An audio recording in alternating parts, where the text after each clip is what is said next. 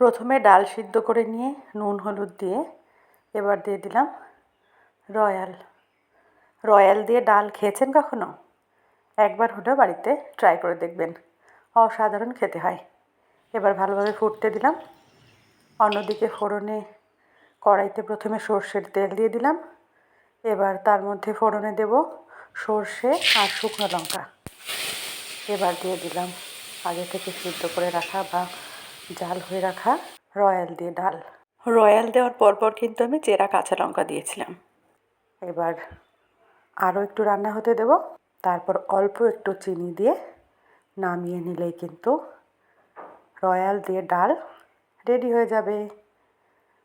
আমরা যেহেতু মিষ্টি একটু কম খাই, সেই জন্য আমি কিন্তু চিনি দিইনি, চিনিটা অপশান। আপনাদের যদি ভালো লাগে তাহলে দেবেন, আর ভালো না লাগলে দিতে হবে না। এই দেখুন, দেখতেও যেমন লোভনীয় হয়েছে, খেতেও কিন্তু অসাধারণ হয়েছে। এই কাঠফাটা গরমে এই রকম যদি একটু টক ডাল হয় তাহলে কিন্তু কোনো কথাই হবে না।